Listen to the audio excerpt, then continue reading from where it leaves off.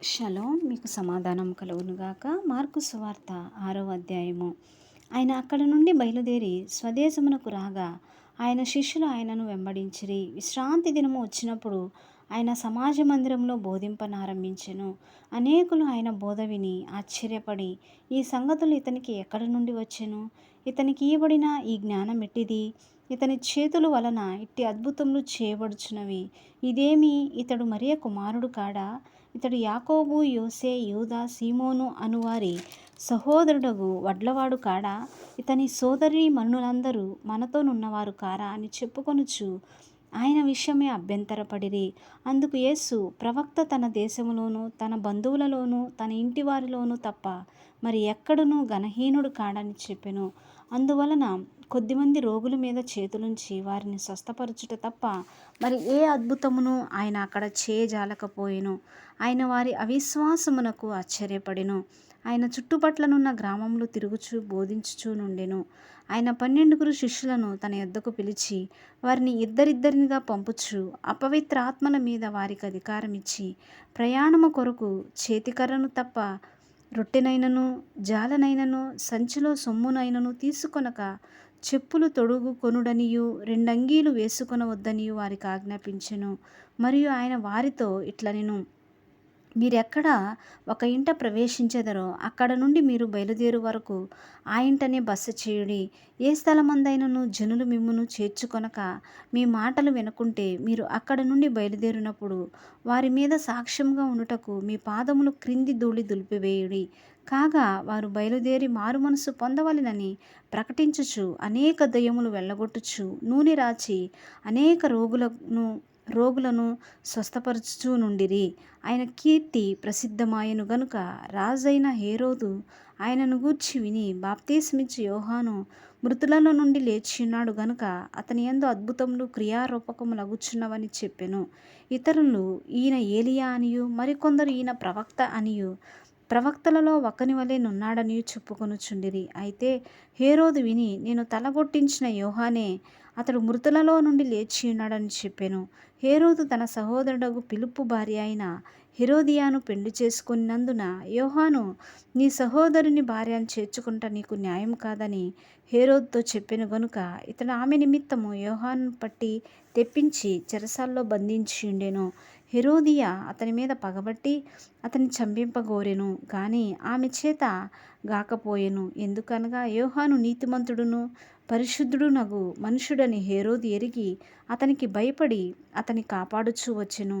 మరియు అతని మాటలు వినినప్పుడు ఏమి చేయను తోచకపోయినను సంతోషముతో వినుచుండెను. అయితే తగిన దినమొకటి వచ్చెను. ఎట్లనగా హేరోదు తన జనన దినోత్సవమందు తన ప్రధానులకును సహస్రాధిపతులకును గలిలియా దేశ ప్రముఖులకును విందు చేయించెను. అప్పుడు హెరోదియా కుమార్తె లోపలికి వచ్చి నాట్యమాడి హేరోదును అతనితో కూడా పంక్తిని కూర్చున్న వారిని సంతోషపరచెను. గనుక రాజు, నీకిష్టమైనది ఏదైనను నన్నడుగుము, నేను నీకిచ్చేదనని ఆ చిన్నదానితో చెప్పెను. మరియు నీవు నా రాజ్యంలో సగం మట్టుకు ఏమి అడిగినను నీకిచ్చేదనని అతడు ఆమెతో ఒట్టు పెట్టుకొనెను. గనుక ఆమె వెళ్ళి నేనేమి అడిగేదనని తన తల్లిని అడుగగా ఆమె బాప్తిస్మిచ్చు యోహాను తల అడుగుమనెను. వెంటనే ఆమె త్వరగా రాజునొద్దకు వచ్చి బాప్తిస్మిచ్చు యోహాను తల పళ్ళెంలో పెట్టి ఇప్పుడే నాకిప్పింపగోరుచున్నానని చెప్పెను. రాజు బహుగా దుఃఖపడిను గాని తాను పెట్టుకున్న ఒట్టు నిమిత్తమును తనతో కూర్చుండి ఉన్న వారి నిమిత్తమును ఆమెకు ఇయ్యను అననొల్లకపోయెను. వెంటనే రాజు అతని తల తెమ్మని ఆజ్ఞాపించి ఒక బంట్రోతును పంపెను. వాడు వెళ్ళి చెరసాల్లో అతని తలగొట్టి పళ్ళెంలో అతని తల పెట్టి తెచ్చి ఆ చిన్నదానికి ఇచ్చెను. ఆ చిన్నది తన తల్లికిచ్చెను. యోహాను శిష్యులు ఈ సంగతిని విని వచ్చి శవమును ఎత్తుకుని పోయి సమాధిలో ఉంచిరి.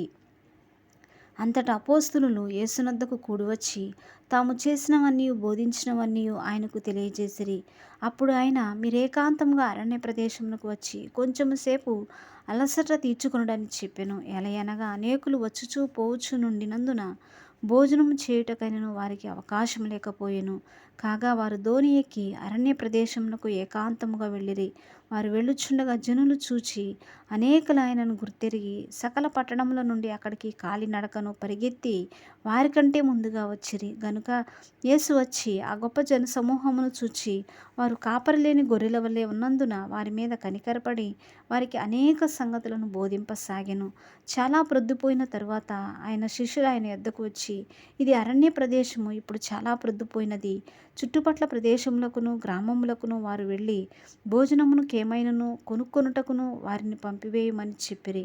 అందుకు ఆయన, మీరు వారికి భోజనం పెట్టుడనగా వారు, మేము వెళ్ళి 200 దేనారములు రొట్టెలు కొని వారికి పెట్టుదుమా అని ఆయన అడిగిరి. అందుకు ఆయన, మీ యొద్ద ఎన్ని రొట్టెలు ఉన్నవి? పోయి చూడని వారితో చెప్పెను.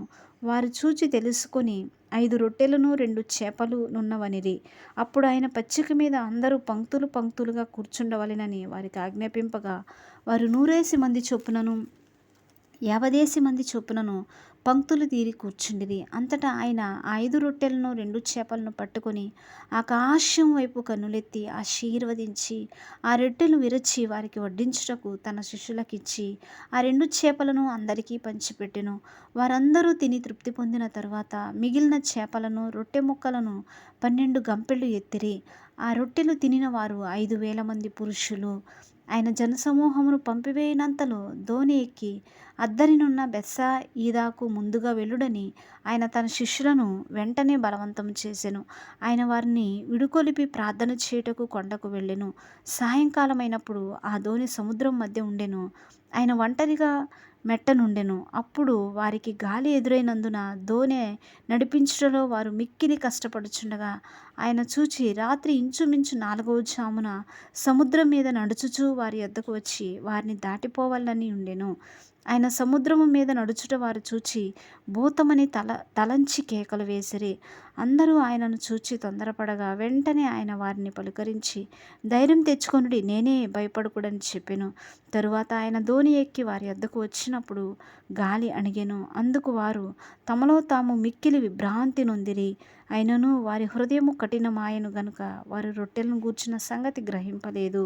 వారు అవతలకు వెళ్ళి గెన్నేసరెతు దగ్గర ఒడ్డుకు వచ్చి దరిపట్టిరి. వారు దోణి దిగగానే జనులు ఆయనను గుర్తుపట్టి ఆ ప్రదేశమందంతటా పరిగెత్తుకొని పోయి ఆయన ఉన్నాడనియు వినిన చోటునకు రోగులను మంచముల మీద మోసుకొని వచ్చుటకు మొదలుపెట్టిరి.